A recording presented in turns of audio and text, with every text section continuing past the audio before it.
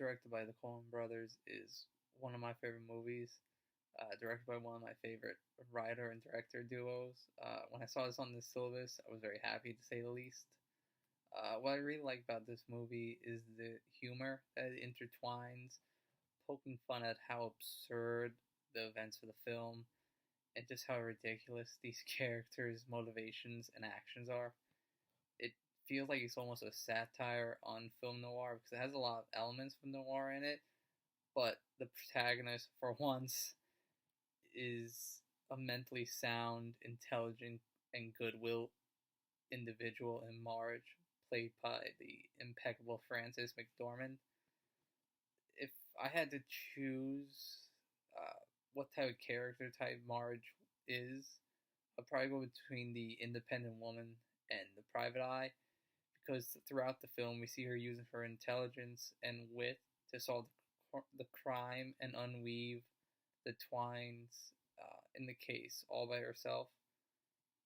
And also, she's not afraid to share like her opinion on stuff, which I feel like was exemplified in her conversation with Officer Lou in the car ride back from the crime scene. She kind of reminds me of Barton Keyes from Double Indemnity. The major themes of the movie is the effect of money and the lengths one would go to for more. One of my favorite scenes is the opening scene. When Jerry walks into the bar, you can immediately tell he's out of place. And then when he goes over to Carl and Gare, I hope I pronounced that right, we find out that Jerry is an hour late because of a miscommunication of times. I believe this sets the tone really well of how Jerry is never in control of the situation. Uh, we also see that Jerry and Carl are wearing, lighter color clothing compared to Gare, who's like dressed in all black, looking like the Grim Reaper, which probably signifies how he kills a lot of people. It also kind of symbolizes how Jerry and Carl are similar in that they both talk a lot unnecessarily at times, and how they both keep like messing up and are involved in unlucky situations constantly.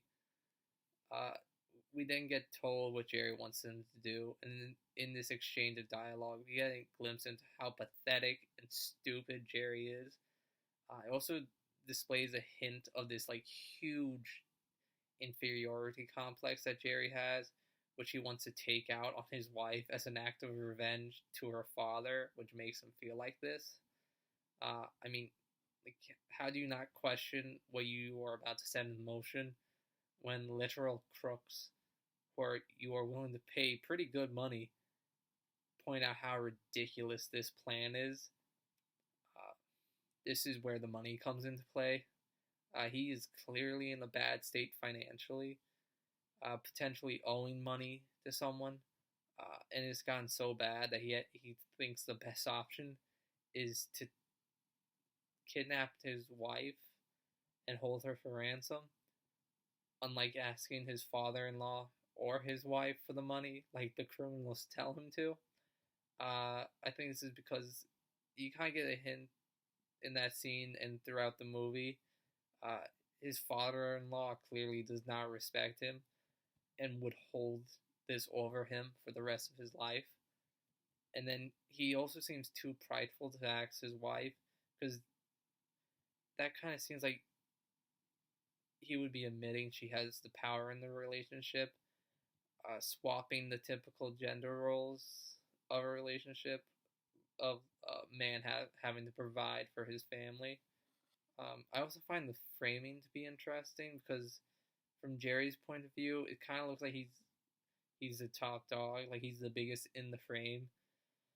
Also, to like signify that he's the mastermind behind all this and the one pulling the strings. But then from Gyar's, oh god, I'm so bad with his name, point of view, he is the biggest one in the frame, where you can't, like, Carl's not even in it, which could signify that he's the true menace here. It also provides a hint to the audience that you later discover at like the end of the film that Gar was the one that Shep vouch for, not Carl, which explains a lot. That's what I personally think of the scene.